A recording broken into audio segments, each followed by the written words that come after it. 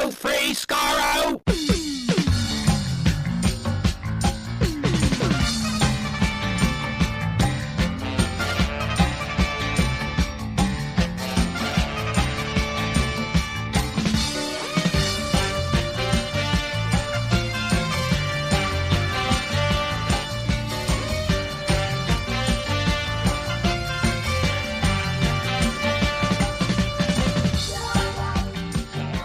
Hello, everyone. Welcome to Radio Free Skaro, episode number 998. I am Steven in Edmonton.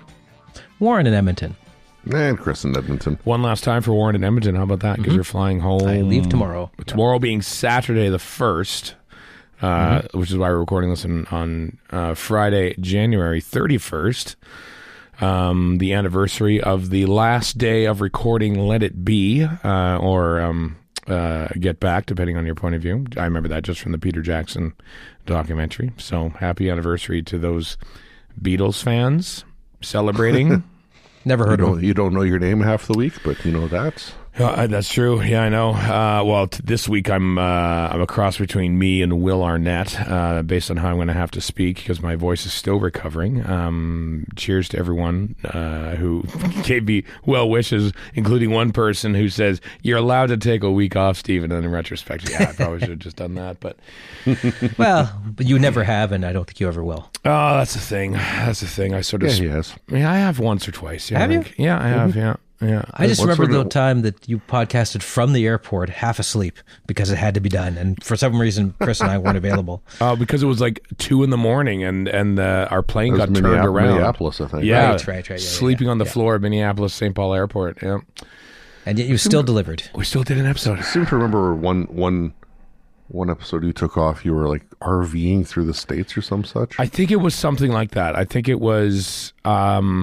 It was a while ago. It was a long time ago. I think you took off when you went to Egypt. No, we pre-recorded like 3 episodes. I did. Yeah, you went to Egypt, Warren, but then when it was September of 2010, and I know that I went to Egypt for 3 weeks, and I think Warren or you, Chris, were away as well. So we like literally just banked 3 episodes and recorded them and put them out. So there you go. That's a history of how RFS has powered through literally everything to get you an episode a week as best it can. September 2010, I was probably in Japan. So that was it. tracks. That was it. You were Japan. I was Egypt. Yep. That was exactly it. So Neat. Yep. That's how you get to 1,000 episodes, kids. By completely going against doctor's orders and putting out an episode a week for 18 years, which is what we'll be doing in 2 weeks' time. Will be our 1,000th episode. It is on stage live at Gallifrey One, 1 p.m. to 2 p.m. on the main stage on the Friday, February 14th, with guests Stephen Moffat and Julie Gardner. Never heard of them. Never heard of him either. On our podcast and on live on stage. It's going to be. I feel like that there's going to be. There's not going to be many empty seats for that one, just because of the not necessarily. Hey, it's our 1,000th episode. Oh, and they have Moffat and Gardner. No. It's Moffat and Gardner there. And previous things will have been. It's like the Comic-Con thing where you wait for the next thing you want to see. It's okay. We know our place. We know I know. our place in the grand scheme. It is, I believe. It's Julie Gardner's first Doctor Who convention outright. Okay. She was at Comic-Con, but I don't even think she was on any panels. She was just there, because RTD and the cast were on the big Hall H panel. So this will be like Julie Gardner's like first stage interview at a Doctor Who convention, and you'll be able to hear That's it. neat. Yeah. So there. So that's that's enough of a selling point, I think. Yeah, maybe we'll ask, just to jump around the news list. Don't panic, Chris, but because Stephen Moffat and Anita Dobson were at the Radio Times covers party, and people were asking, Moffat, or maybe you have another run in Doctor Who in you, and he's sort of like, I'm not even lying anymore. If it happens, sure. If it doesn't, sure. He doesn't. He doesn't know. We'll Non-committal. We'll ask him. You come to the RFS live show. And listen on the podcast later, and we will ask him those Leave it questions. till the end so he doesn't walk off in a huff until the end. Yeah, exactly. I think at this point in time, I would tend to believe him, just because there's been there's been no announcements of what happens after season 2. Yeah. I mean, as we'll get to in due course, we've got You can talk about it now. a smattering of the writers from season 2 have now been announced. But Yeah. This is my take on it. If I was a 60-something showrunner who'd already done this once and had other stuff still to go, I don't think I'd bother. I would do new stuff. That's just what I would do. yeah, but lifelong, whether you're talking about RTD or Moffat, because both would apply there. I guess, and RTD did come back, so there's that. So what do I know? I'm not going to be show running Doctor Who anytime soon. So what do I know? But At the end of the day, Moffat is a lifelong, very large Doctor Who fan, and he's done Boom and Joy to the World, but hadn't otherwise written for 6-7 years, whatever the gap was. Right. So that's a lot. It's a lot of distance. I mean, I know he was very, very burnt out by the end of season 10, especially since he wasn't supposed to do season 10. He wasn't even supposed to be there that day. But if he's given the chance, I don't see him saying no. Yeah. How can you say no to that? I mean, this is all very, very, very hypothetical. Very hypothetical. But we'll get the answers that the mainstream media is afraid to ask on Radio Free Skaro. Yes, the Radio Times, the mainstream media. Yeah, Okay. exactly. Yeah. Well, how about this as a goal? Get enough information out of Moffat that it takes the Radio Times 14 articles to cover. 14. Oh my that's God. just the bare minimum. Come I on. know. How many articles is the Radio Times going to glean from our one And episode? that's the main point. No matter what he says on our stage to anything, there's going to be some Radio Times articles out of that. That's true. That's true. We'll find out a couple weekends' time. Of course, Gallifrey One. The schedule is now complete, by the way. So it's all up there. We're not diving into it because next week is our big Gallifrey One preview show.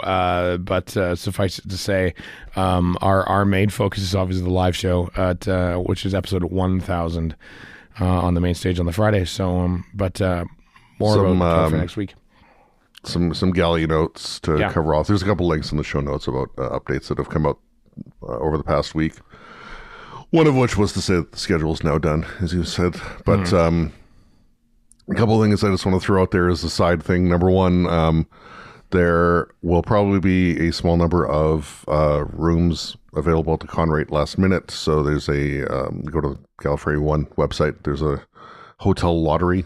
Well, there was a hotel lottery because the form closed closed today, January 31st. Yep. So, and then also on a related note, the Cafe Clutch sign up is tomorrow as we record, or yesterday as this comes out. That's true. And those tend to fill up pretty quickly. I was half tempted to throw my name in the hat for Stephen Moffat's, and I'm like, no, you're getting an hour with them. Come on. Yeah, that's greedy, man. Exactly. That's totally greedy. So somebody else will want the time more. Can you imagine the jerk move that would be for you to just show up like, yeah, I'm here. You just had an hour on stage with them. Everybody saw it. Yep. Gonna ask him some more stuff. That'd be the rudest. Or just sit there and ask him nothing because all right, how'd you ask all my questions? I've just taken up space. Yeah, exactly. Just sitting here. Just check your phone the whole time. Not even pay attention. All very good reasons. Sit opposing him, like looking at the wall. Yeah. All very good reasons why there's no way in heck I'm going to do that. No. There are some good Cafe Clutches though in there. I looked through the what some of the guests are doing and stuff. Like, oh my God, like I think Julie Gardner and Joel Collins are in one. And it's like, geez. To this day, I regret not signing up for John Hurt's Vino Clutch. That would have been awesome. Yeah. I mean, no saying I would have gotten it anyway, but it would have been cool to have done it. Yeah. Oh, well. Anyway, Cafe Clutch is gone. Or at least the sign up form is the deadline's passed. Hotel deadline passed. Yeah.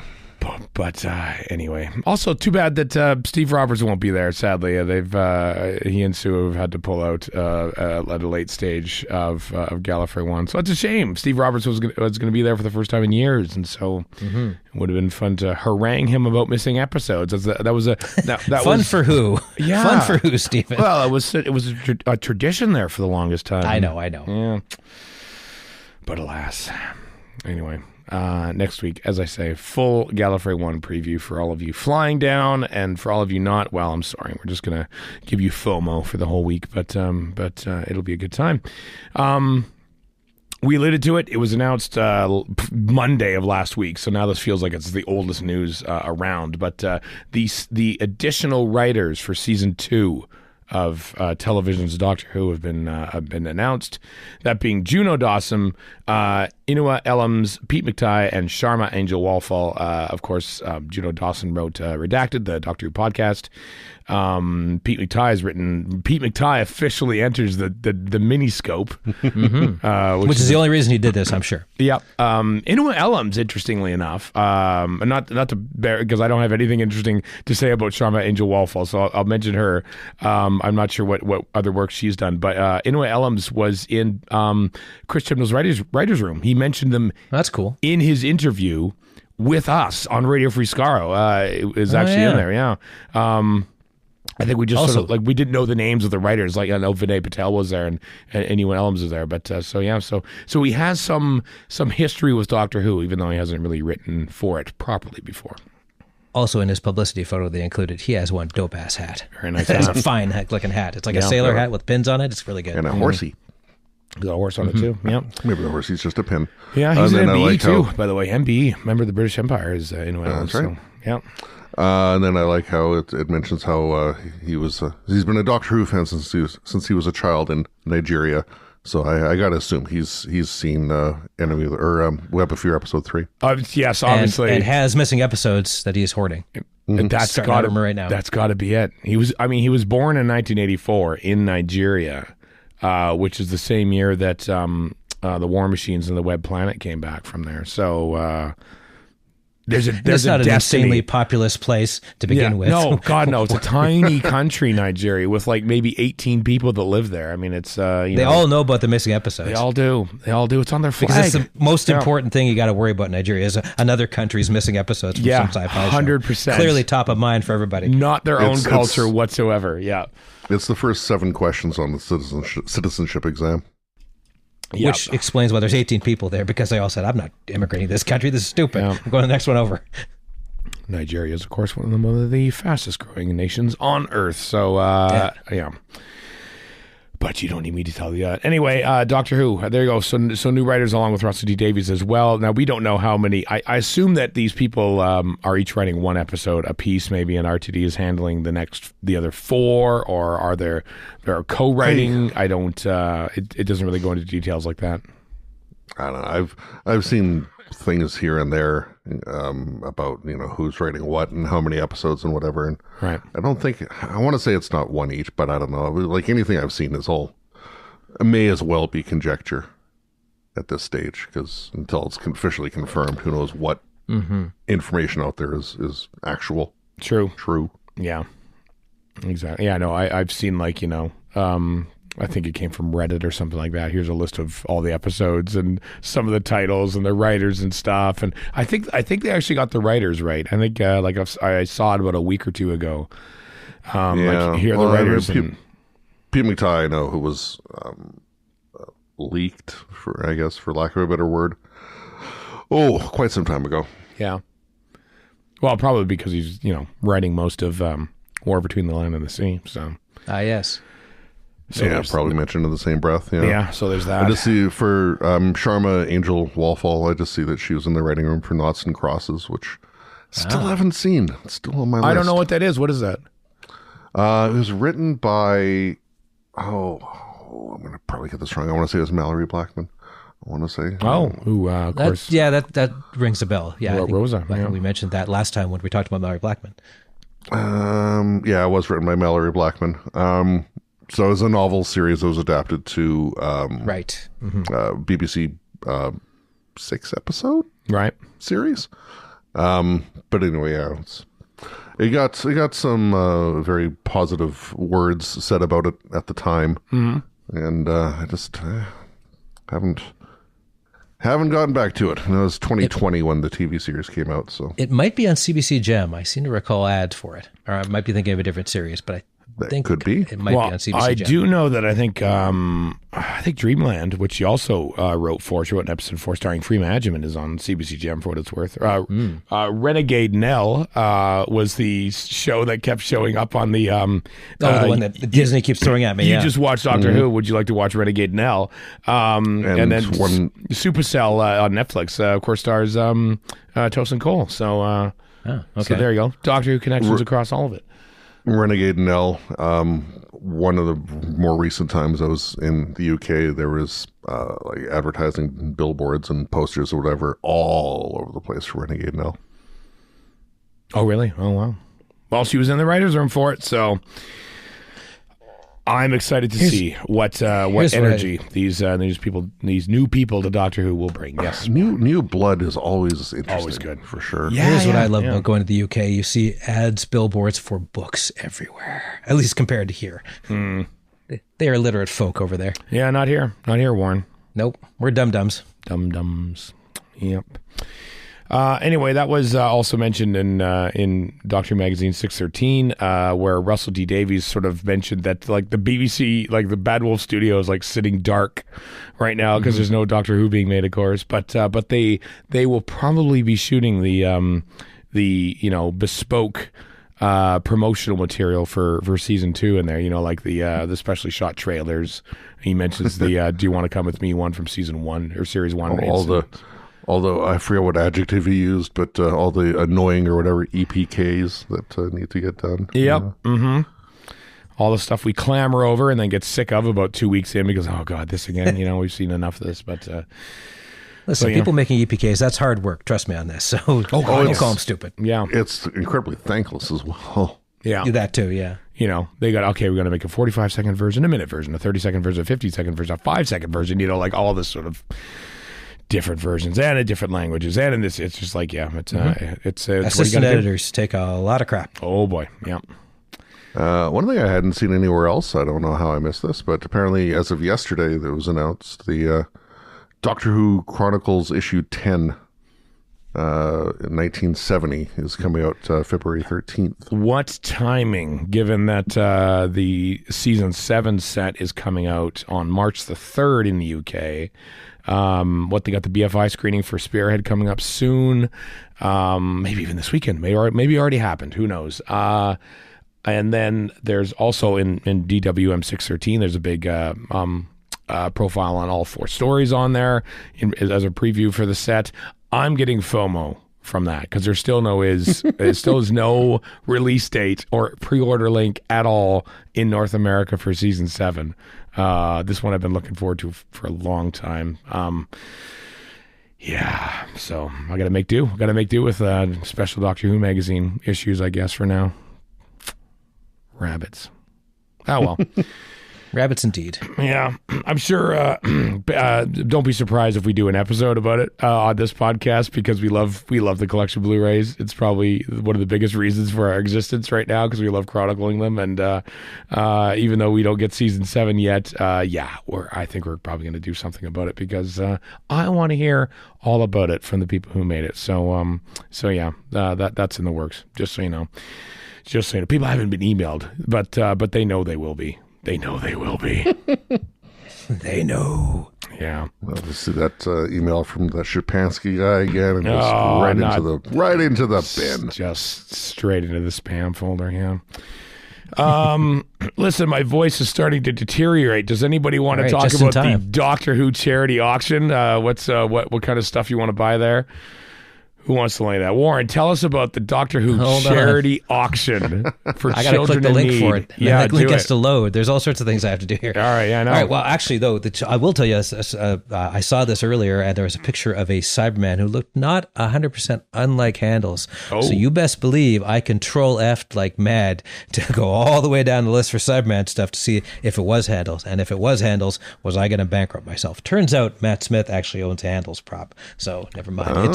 It's a Pandorica Opens, that little Cyberman head that's running around causing trouble. That's what that prop is. But basically, just a ton of stuff is up for grabs, and I believe it starts. The auction starts and certainly doesn't end at £100 for each thing. Yeah. Just as stuff that the screen matched Trader Dalek, photo matched Gravel's Cyberman head. That was the one I was talking about. Weeping Angel statue. Many of the costumes. 10th Doctor, 11th. A prototype one of Matt Smith's. Like just tons of stuff. Like the link is in the show notes. There is easily, I think, at least 100 items that they're auctioning off here.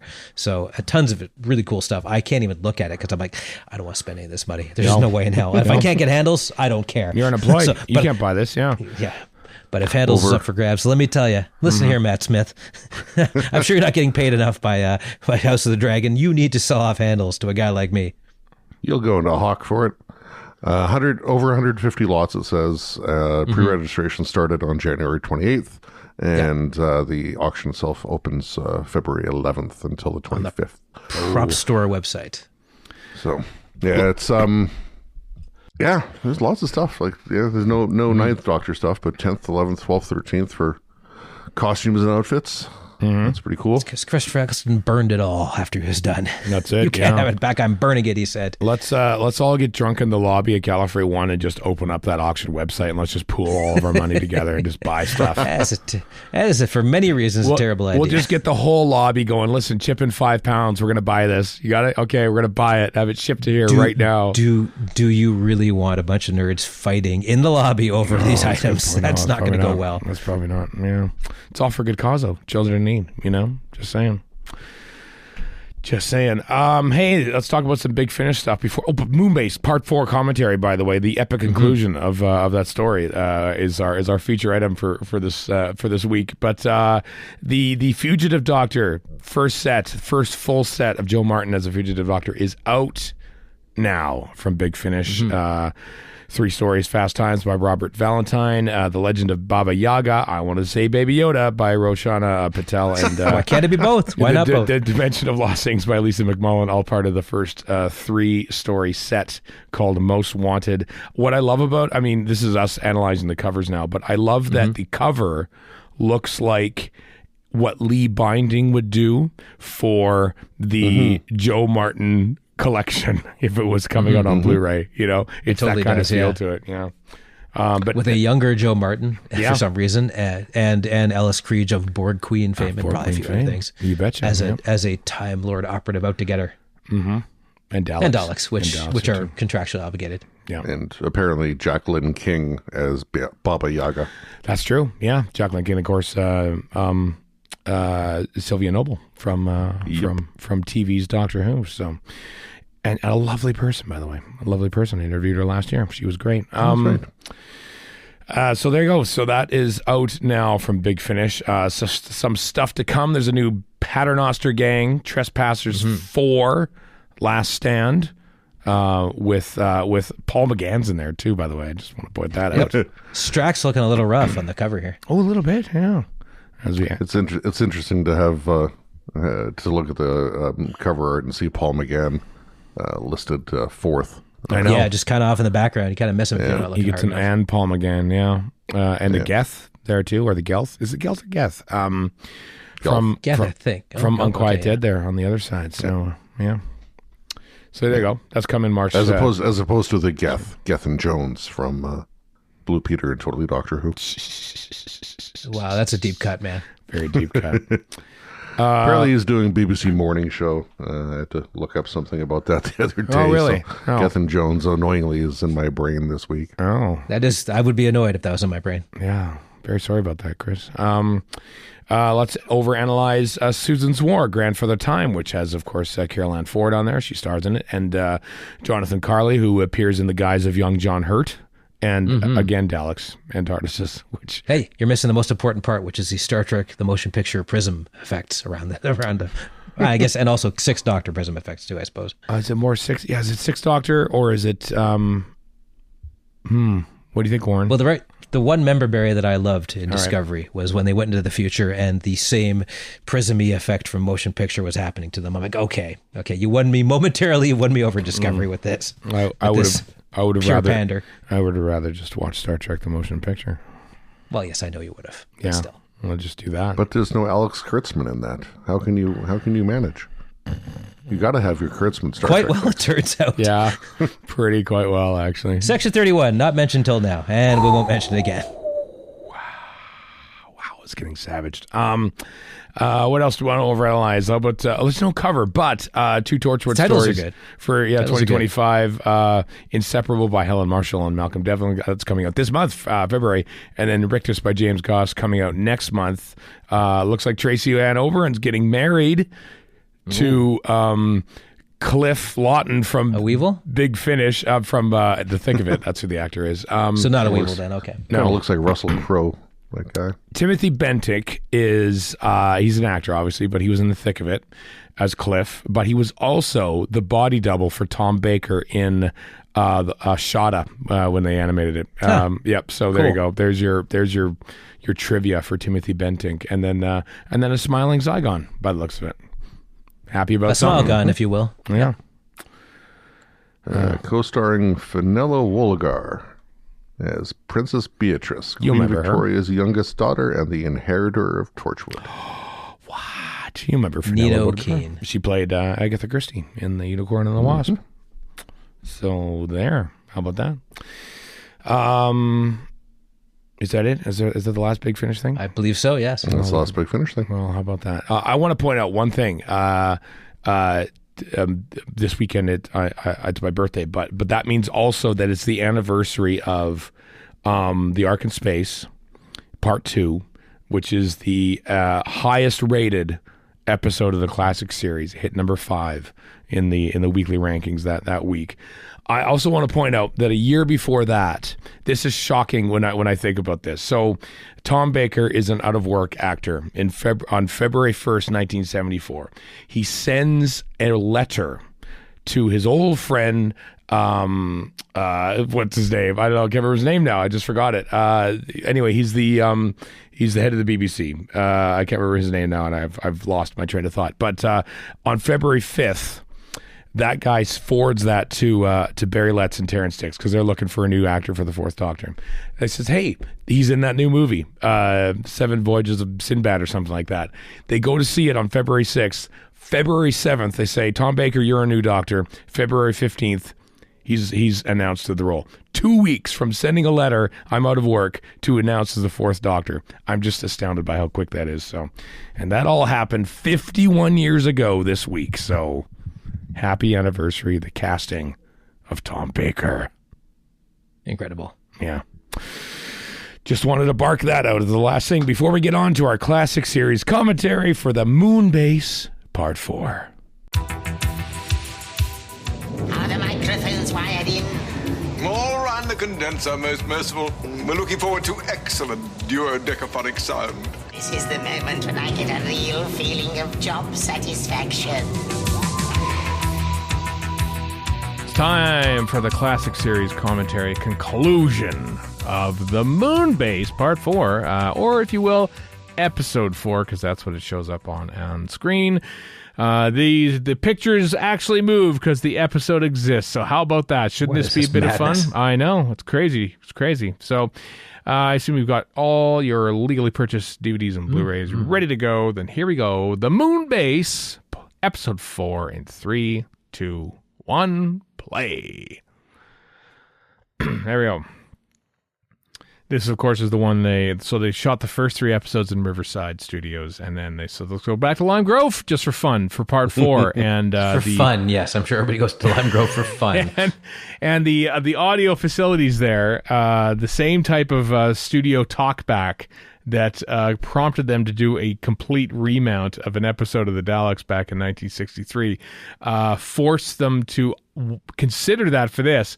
But because we're only shooting a week out from broadcast, they couldn't do that. No And chance. Yeah. so they had to cover up all the sound as best as possible in editing in the 5 days before broadcast. Yeah, and it's not like they have, 32 tracks of sound to silence one of them. Right, exactly. Yep. I mean, it's helpful that there's a lot of Moonbase rumbling background noise that I think kind of Live action, gross. but it's pretty. I remember. So they had clips of this in the towards the very end in Resistance is Useless, which is where I first saw it. And then the version that was on the Cybermen, the early years VHS from 91, the quality of this episode is like ropey. It's basically like 1930s film. Like, it's just like you can hear the soundtrack like crackle and hiss and pop. And so the fact that they've done this, and there's no wisecracking dames either. There's no wisecracking dames. There's no fast talking or anything. But the quality of it was really bad. Look who's wedged himself. Look who's front and center now. It's new companion Fraser Hines there is Jamie, stalwart. He just sidled his way into the up. I'm the star now. Hit the pine, Ben and Polly.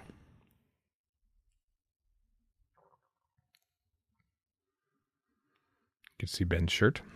It's a very nice shirt. Anyway, I did get the my Cyberman book out for those of you who didn't know. I saw a copy of this at Chicago TARDIS actually, and I thought, oh, I don't need to buy that though because I have it. Anyway, they have really neat little little drawings, like sort of like what's the word I'm looking at? Not anatomically correct, but like really accurate drawings of each individual Cyberman and anatomically correct. Anatomically correct. That wouldn't be tough to do. Here's some overalls. Yeah. Like, this book, which came out in 88, so they had like behind the scenes stuff of Silver Nemesis, but it hadn't gone out yet at that point.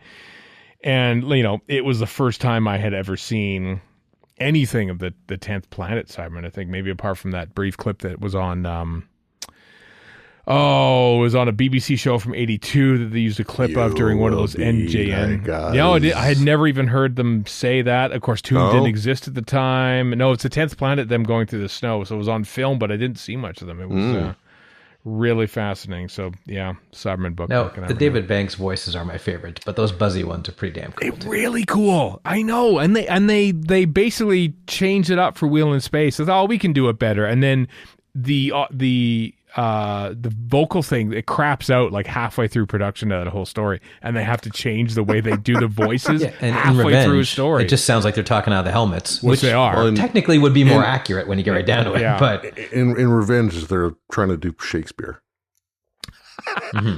I have often heard Revenge of the Cybermen compared to Shakespeare. Oh, there it is. I still love it. It's not great, but I still love it anyway.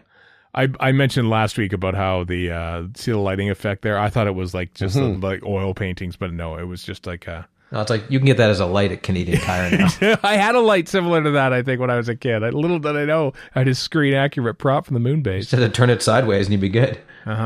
This guy looks like he's on trial. Does a little bit, doesn't he? Confess your sins. We are talking. I lusted after a toaster. Yep. Guess where I am calling you from? On the moon. Can you believe it? He just holds up like a football-sized phone, like that looks like a football. The old Sports Illustrated phones from the 80s. This is the future. Football phones, or Wayne's World. I really. I forgot about that. I have to dig out my my pic of me in a homemade 80s Cyberman costume from when I was like 14 or 15, I think it was. Because I had hit my epitome of cool. So I had hit my growth spurt by then, so I was like 6'1", 6'2". So like I was tall enough to be a Cyberman too. Me and my friend, I managed to wrangle into it. So you're going to be one too. He was much shorter than I was, but so what the hell is this crap? Yeah, this is not V the final battle. This is irrelevant. Wow, that's one way to mess up his hair. Yeah, that's a big. That is impressive hair too. Although the animated hair is better. Is that Ellen Rowe? I think it is Ellen Rowe. Sure. Ellen Rowe who would later be in Horror Fang Rock. Probably. No, Horror Fang Rock, Full Circle. What else was he in Doctor? You'll recognize got a real him. Rene Aubergenois. Big shock of white hair. Sure. He has. He's whatchamacallit, the guy who, the last guy to die in Horror of Fang Rock is who he is. Oh, yeah, the dude with the mustache. Yeah, doing the big shock of white hair, yeah. Oh, he's in Time Warrior, too. He's in Time Warrior. It is inherently cool to have these guys just bumming around on the moon. Right? The film stuff looks really good in this, I thought. I mean, that backdrop could be doing better, let's be honest here. Yeah, I mean, they're at Lime Grove. You know how big Lime Grove is right it's now. Still cool. It's just, given what it is, it's still cool. It's 1967, baby. They're doing what they can. I should just get that on a t-shirt for Galley, given what it is. Given what it is. Because it pretty much covers everything about Doctor Who. Given what it is, ... I mean, you know what? The great thing about watching archived British telly on YouTube, which I often do, let's face it, is What? Yeah, I know, is to realize that not only does the BBC do it, but so does Granada, so does ATV, ITV, like everyone else in the UK was making TV just like we're watching right here. Doctor Who is not unique in that way.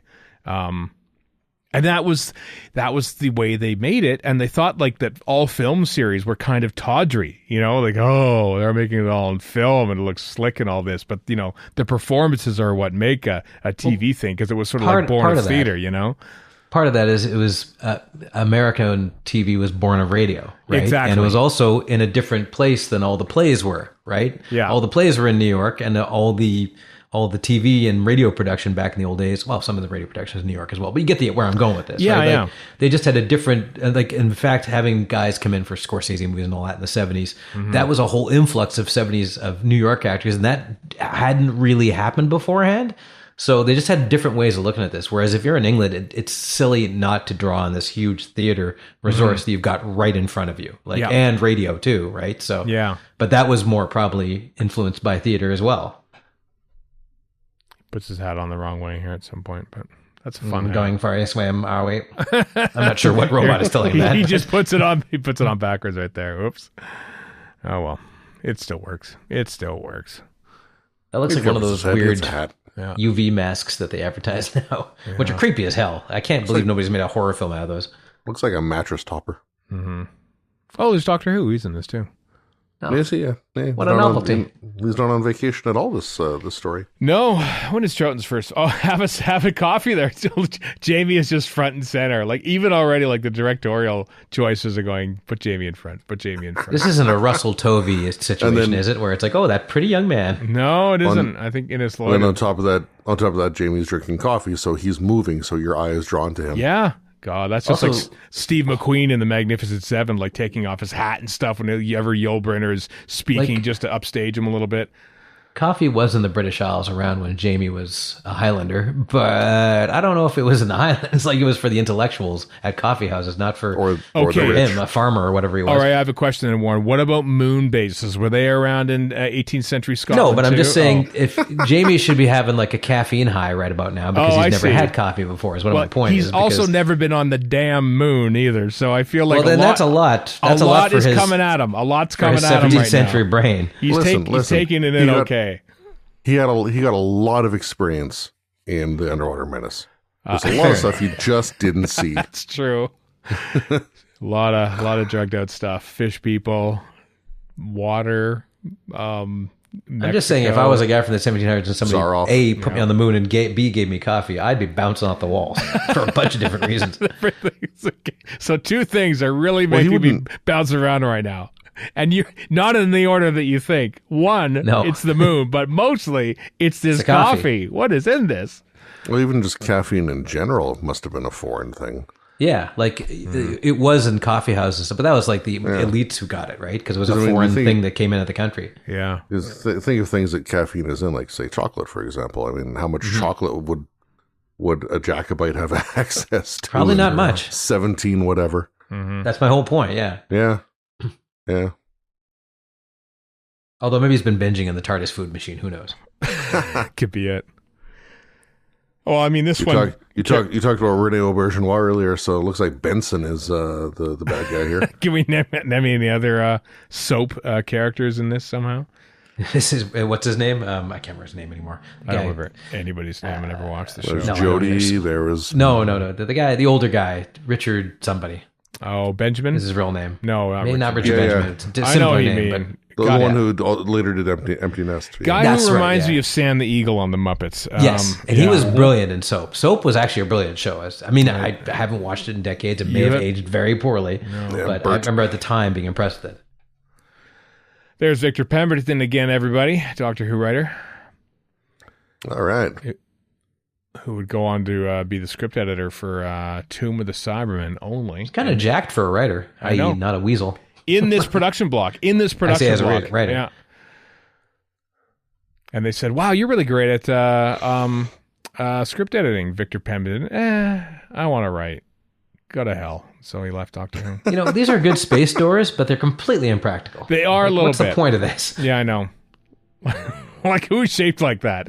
Who's like, yeah. Other than for aesthetic reasons, why is there a reason to shape like I that? know, like How my do you knees, move- the fattest part is at the knees or something like that. Yeah, which load-bearing doors these would not be. Although, you know what? An L7 robot, I think the one that rolls around on wheels in from Oh, a Mysterious true, Planet, yes. it would that's perfect for that door. Like, that is perfect. Yeah, I guess like I had to do a story about hospitals once, and the thing is, you don't realize it, but since a hospital runs 24/7 and there's actual traffic going through it all the time, Right. they are very careful as to how they lay out the floor of any hospital, because they know they have to move around doctors and everything else. You can't have crowding and bottleneck. You just can't, because people have to get to be operated, right? And so that's kind of like, maybe that's this. Like they have to load stuff back and forth, and that's for like the big, I don't know, trolleys or whatever they're taking through.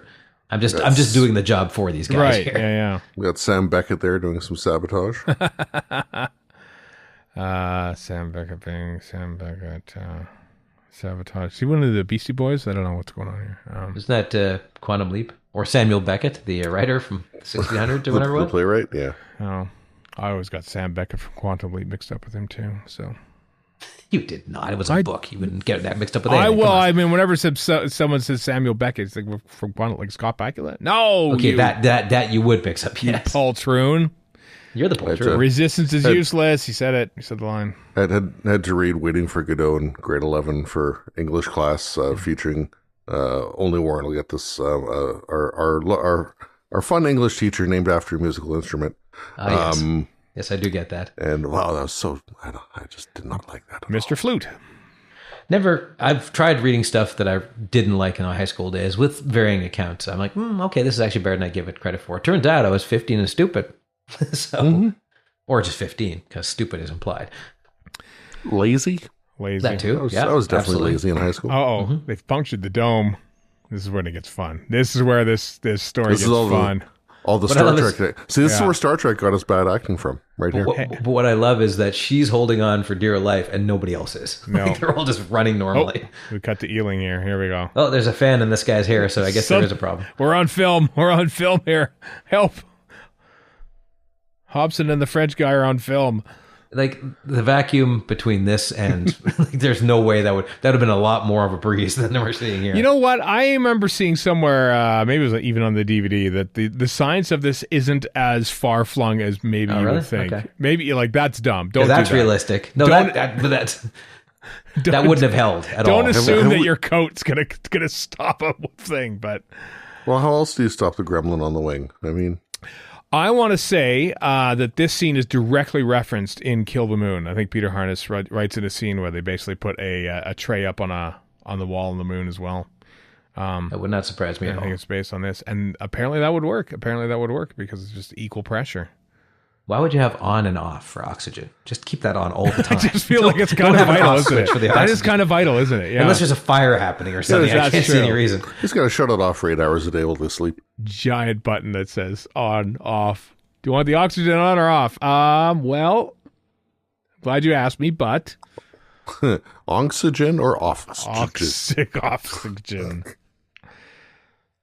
There we go. Reserve tanks of oxygen. So you've got, 12 hours left on the moon? Yeah. Like, what are you going to do after that, guy? Somebody said earlier something about after 12 hours they'll send a rescue rocket or something. Supply rocket. I don't know if that has Maybe any they'll bearing team on at people anything. in. Well, going back to our original let's conversation. just skip right ahead to the entire next series. Is this before or after T-Mat in the history of the show? I don't know. Yeah, did they get rid of T-Mats because they're so unreliable? Yeah, I don't know. T-Mat was Ice Warriors the coming end at of the 2000s, late 21st century. Was it actually? Okay. Well, it because when we talked about it during episode whatever, I looked it up at the time, and it doesn't actually say, but apparently there's some is either a Big Finish or a New Adventure, something like outside of the canon. That yes, I said it outside of the canon. So you're a TARDIS wiki man, are you? That puts the events of Seeds of Death in 2098 or some such. See, this is what drives me nuts looking at stuff up in TARDIS wiki, because you're like, everything is completely strings, equal. Strings, and it's strings, just, strings. Yeah. nice. No, you didn't. Oh, you didn't yeah. see him. You didn't see those strings. You didn't see him. Those are Nope. cyber filaments. Thank you and Just, good day. just like I didn't see the paper plates that comprised that UFO. Anyway, yes, TARDIS wiki. Everything is completely equal in it. If you want to find out what happened, That's true. Oh, by the way, in this fan fiction that somebody concocted, this is perfect. I'm like, oh my god, just tell me what happened in the show. That's all I care about. I know. Like, how many appearances? 57. What? Oh, I see. Yeah, 50. not to slag anybody who wrote Big Finish or anything else. Like, that's all great. I'm glad they wrote it and that people are happy listening to it.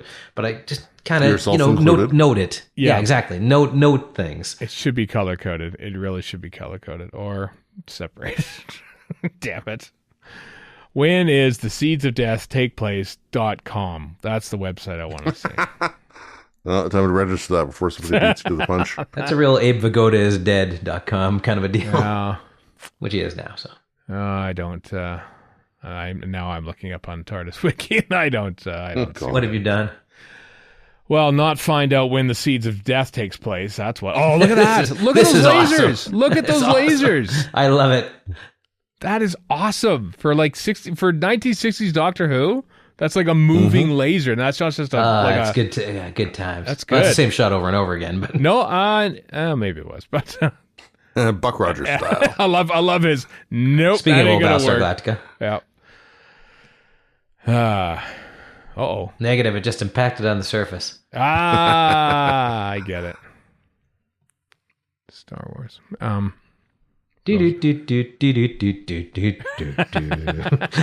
Just to quote the Vader sessions. Vader Sessions, which is the second best thing to ever come out of Star Wars from 77. Possibly the first best thing. Yeah, maybe. How far? He's got an idea. We He's been hovering gentlemen around. will destroy the moon. Yeah. Let's blow up the moon before those damned Moonanites take it over. It's a little Aqua Teen Hunger Force there. Remember a the little of that Moonanites? goes a long way, by the way. They laugh. Oh, I laughed at the Moonanites. Yeah, the Moonanites are damn funny once. Most of Aqua Teen Hunger Force is It's very funny once. the first time you see it. But that one time though, you'll never you still talk about absolutely. it for 25 years. And then you'll be like, okay, that's enough. Yeah, I know. Like, I remember seeing it up like, oh, you can buy the whole what 7 seasons or how many? I only need the first 10 episodes. That's all I need. On and on. I had no idea Yeah. it had gone on that long. Yeah. I've never watched that show. Oh, it was a staple at Teletoon, but I Yes, can't remember 'cause it was Warren, one of if the it few good things at Teletoon. Yeah, but That's right. So was Caillou, but you don't like that. That's true. No, but you don't understand. We had nothing, acres and acres of garbage. First from off, the can good we people point of out- Nelvana and Sanar. Look how many Cyberman costumes there are. There's like There's 11. a lot of That's costumes. There's no trickery there. That's just a bunch of dudes in at zero costumes. least trickery. 11. Yeah. At least 11, yeah. That is astounding. They wouldn't do that today. They would not do that today. Absolutely with not, today's no. budget. How many? Well, they wouldn't need Cyber- to, right? So They How made many like Cybermen were in 3 or 5 4 Doctors? Like Five doctors had a bunch. Maybe not 11. They but doubled them up. I think they maybe had 7. 2 or I feel like 3, I yeah. feel like 6 or 7 is pretty much the is standard. is your number. cutoff. Earthshock's Yeah. the same thing. Like a lot of those guys are the same Cybermen, I'm sure. Like, Yeah. But that's like 11 Cybermen, man. This I think. but I this mean, the is- money shots in Earthshock are the 2 of them standing there over the controls. So Yeah, exactly. It's rare that we have them walking around on the surface. Yeah. quick, the Christmas ornaments. Knock it down. I like this bit of like, oh, it won't go, and then just like, oh no, what a dilemma the Doctor finds himself in, and what's the solution? Just go, oh, there's a switch. You just have to turn the switch off. Okay, so he just. I mean, how many times have any one of us fallen into that? I Just suppose struggling so, idiotically, but and like- then you have to hit a switch. But that's like the whole linchpin of the episode. Is like, okay, there we go. Now you can do it. Yeah, that's the switch on. This thing gives me, and only you two will understand this, gives me proper OG planetarium at Edmonton vibes. Oh. That big monstrosity of a projector. Oh, here we go. This is going to be awesome. This is going to be awesome. That's what I'm talking Look about. at this. Whoa. Yeah. Oh, Yeah. Kirby wires, baby. And they make that noise too. That's the noise they make when they when people leave the moon. And the ships That's too. awesome. It's terrible, but that's why I love it. Hooray. And meanwhile, Hartnell's younger brother here is very excited. Yeah. Younger brother.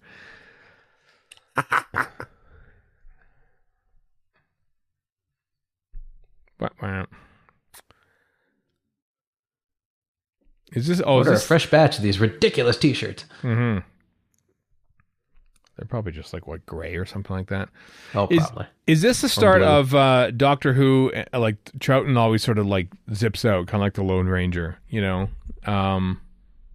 before questions get asked. I want to say this is the first time, but this little medical alert bracelet that he has there. There you go. Oh, we get to see Doctor Who back on the movie. They zip out and in no time at all put these costumes on. Yeah, like nobody checks. Oh, well, they're gone. They left the room, so therefore... Like, wouldn't this take about an hour to get these stupid things on if astronaut outfits are like in real life or any indication? I think they've compressed the action just a wee bit. Just a bit. George Lucas, 1998. Yeah. George Lucas doing Empire Strikes Back. Take notes. There we go. It's Halley's Comet. Yeah. Or Hale Bop. I'll have to make people commit suicide. Got a little dark there. Jeez. Was that the one? Was that the one that those guys went crazy in? Oh, the Heaven's Gate people? Yeah. I don't know. I prefer the real movie Heaven's Gate to the cult, but yeah, me too. Yeah, that's just a pretentious and long movie. That looks really nice. Exactly. Not a death cult. Yeah. No, there was a death cult for the career of what's his name? Michael Cimino. Yeah. Michael Cimino. Yeah. There's the moon. Have fun on the moon. We better kill it. There's the moon base right there. I actually forget how this thing ends. They find out it's an egg. Oh, right. It leads into a missing episode. That's right. Which missing episode? Well, you'll find out. Oh, I see. I'm not going to spoil it if that's watching this story for the first time. Multi-decade surprise. Yeah. The future. All right. I see, because he's Scottish. Give me some more coffee. I'm hooked. I'm like very Can't talk coming down. What is it? Oh my God! It's a macra. Doctor Who and I'm terrified by these macra. I I know. There's a title. That's why they wiped it. There's no such thing as macra. Literally, all 4 episodes are gone. Zing. They did animate them though. That's on the list. I don't think we've done that one though. So. I didn't mind it when I watched the animated version. Yeah, I liked Macroterra enough. I like the Moonbase enough too, honestly. I know it's kind of a bit of a, hey, the Cybermen are popular. Quick, let's make another story about them. What if we just had them do pretty much the same thing they did this? Sure. Yep, absolutely. Just change it to the moon instead of South Pole, and let's go. The Dalek Invasion of Earth is that too, and it's the better one of the two, I would say. I'd say, that's true. Well, there we go. The Moonbase. Do we get the next time caption on this? I don't remember if we do or not. I think we do. I think we're going to get it. Here we go. I love these next time captions at the very end. Yeah. There you go. Sweet, the Macroterror. Sadly, no longer existing in the Doctor Who BBC archives. So, but anyway, as I said, though, the animated version is out there, and for us to comment on, I wonder, Chris, if indeed you have the randomizer open, if that is the thing. Raring to go. Is it really that perhaps... Raring to go. Perhaps that's the thing we'd find. Well, I tell you what, begin the spinning of that randomizer, Chris, now. There's that sound again. I don't remember We're at 68 remaining classic stories. Oh, my God. Oh, we got stories for years. Stories for years. Absolutely. None of them feature Marge becoming a robot, however. Come on. Yet. Yeah, well, tell you what. I'm curious. We've bantered long enough. Let's just run that by. Chris, stop. The Visitation. Oh, The Visitation. Wow. Speaking of behind-the-scenes Doctor Who books.